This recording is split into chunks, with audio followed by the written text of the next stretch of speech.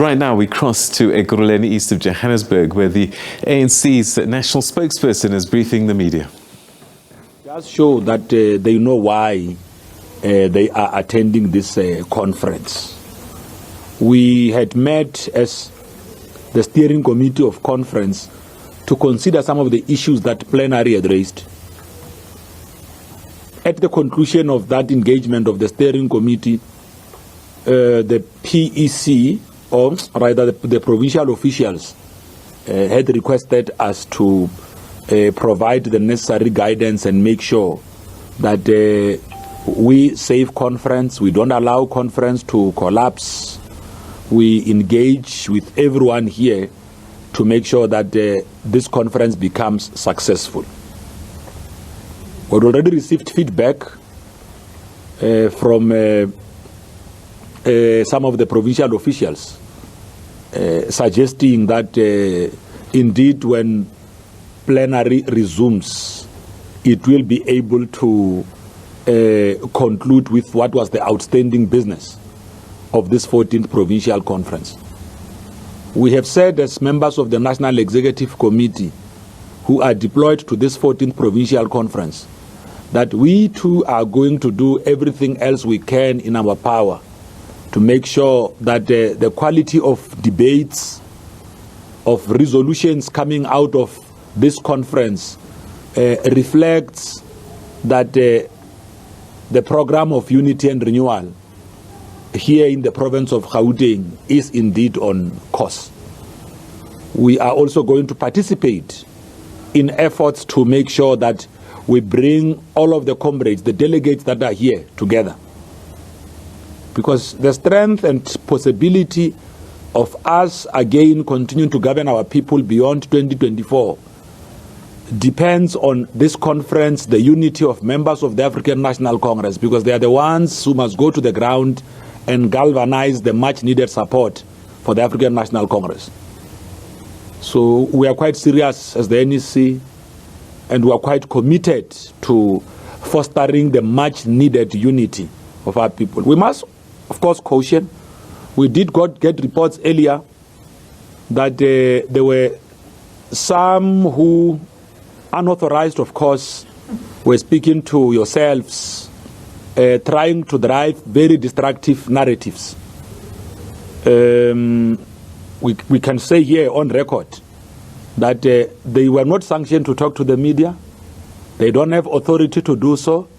They are provincial office bearers here who are working together with the DIP at head office.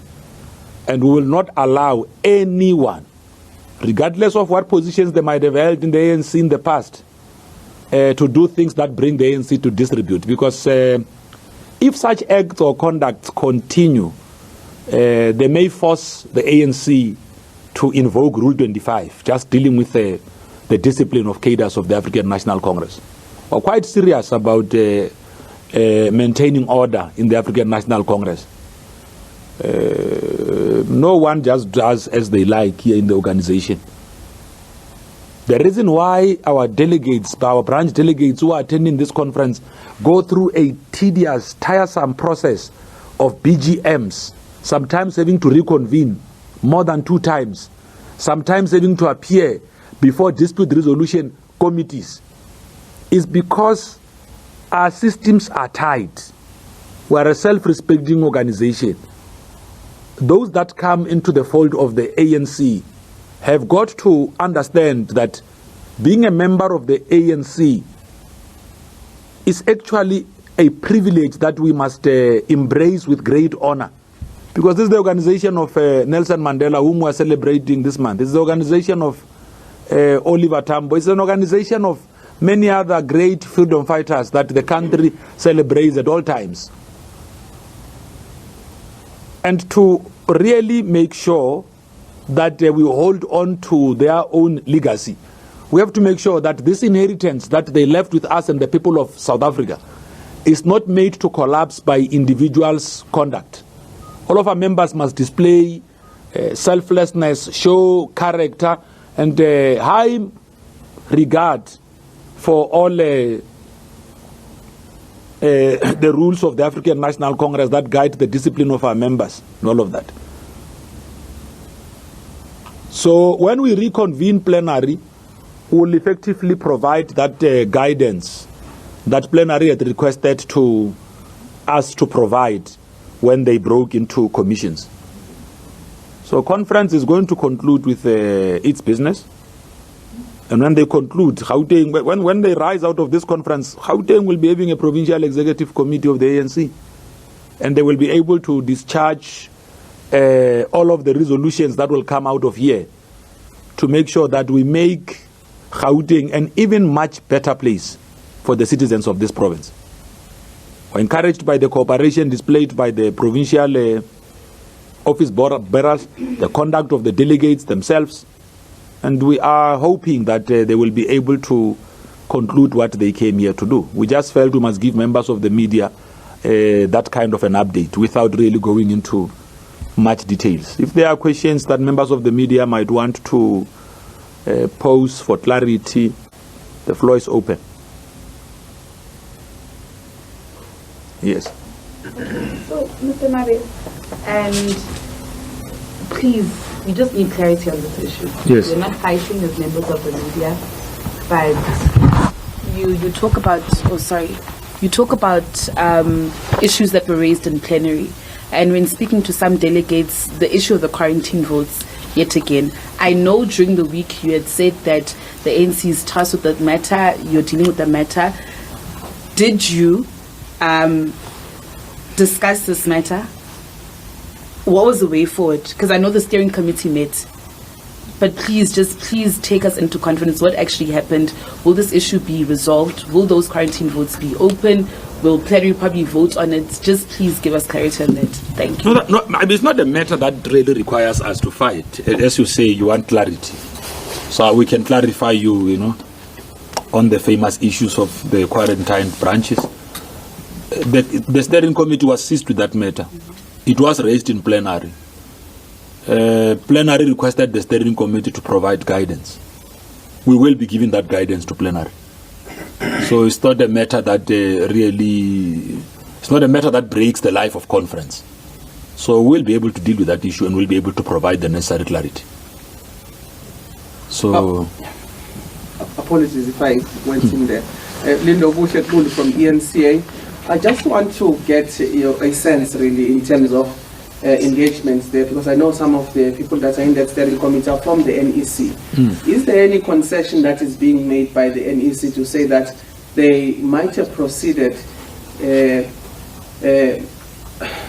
not favorably towards this conference by saying that the new provincial executive committee must be dealing with the issues of the quarantine votes, because those are some of the issues that were raised by some of the delegates within plenary.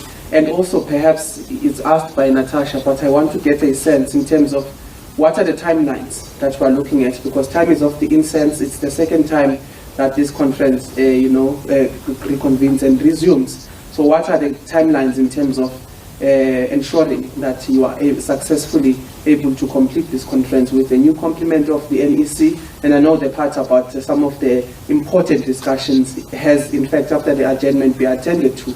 But what are the timelines in terms of when this conference will be reconvened again, as you said, and actually start with the process of nominations? No, but conference is in session. Conference is in session.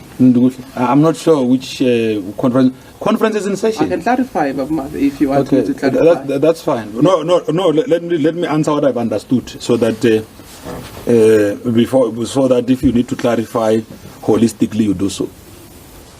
Conference is in session. We took break to allow conference to go into commissions, and for us to convene in the steering committee to attend to issues that conference had asked clarity on. So today's adjournment, earlier adjournment, just to use simple, loose, high school language, short break. So that's what they've done. They've gone on break. But they used the time for the break to then do the work of commissions, so that by the time you go back to plenary, at least you have dealt with the other business of conference, so that you don't keep your delegates without them having to rest, because they are going to various places of employment, schools, and all of that on Monday. So we are mindful of that. So we are using the past experience to make sure that when you deal with one issue, it doesn't then affect the rest of the other issues. So that's why even during the day, when we could not start with the nominations of additionals, what did we do? We allowed policy discussion documents to be presented to plenary. So basically, in terms of efficiency levels, we've been doing quite well, because you don't have a business of conference that seems to be lagging behind. So where you see that I'm losing time here, you use the other time to cover the other component of conference, so that by the time you go back, I mean, imagine this way: if we go back now, back to plenary, and then you then address the issues that had been raised, and then move to the nomination of additionals. So the only thing that would just be a delay would be that the delegates now they were going to be taken from commissions to go and vote. So it means that as they take commission reports, then you give ASA the space to prepare the ballot paper. Then ASA indicates once they are ready with the ballot paper and you are still dealing with commission reports, then they are then able to come and take delegates according to their regions to go and vote. Or you tell delegates that conference is going to adjourn for purposes of voting, but you will be told or when is your region voting. So normally we vote. So you find that voters' roll are prepared according to regions. So they will be called according to their specific regions to go and conclude that. So we are looking at all of these things as part of enhancing the efficiency and smooth running of conference. So when conference goes back, the issue they would have raised, we are able to provide guidance. Actually, we've got sufficient information to be able to empower conference. Can the NEC then concede that they made a mistake by delegating this to the PEC, new PEC? Well, it's the one that's causing problems here. No. We did not make a mistake. We did not make a mistake. We don't have a new PEC. We have got provincial officials, we got provincial office bearers.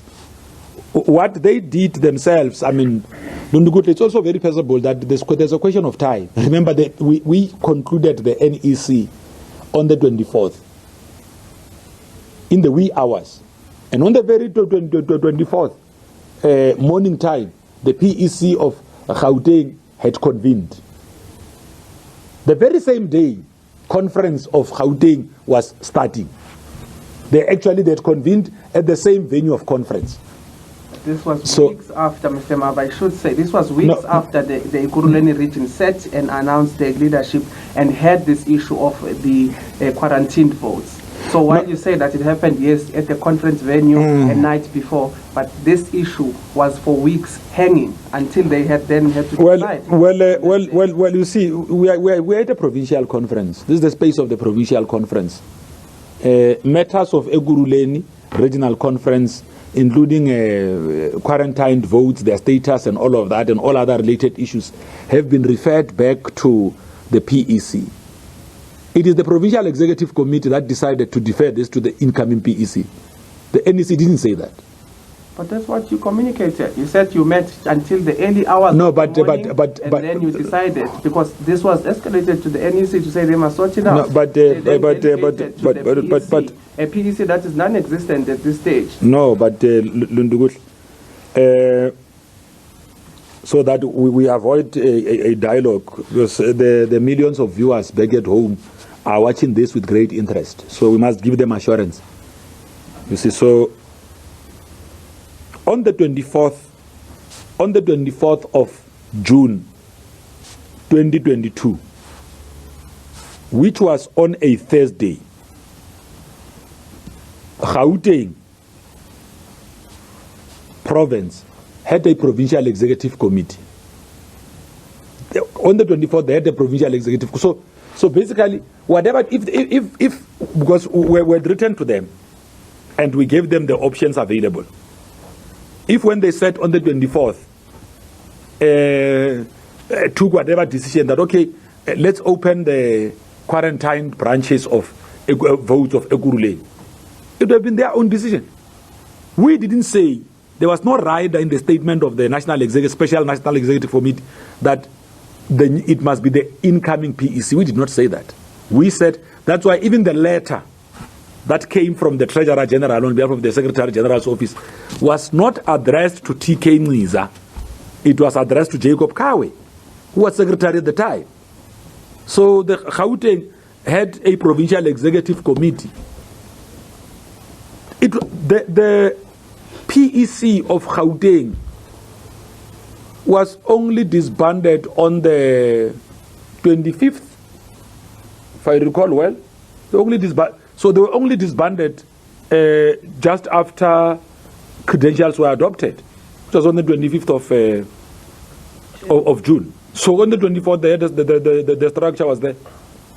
We could be debating whether the time they had was sufficient for them to deal with the matter.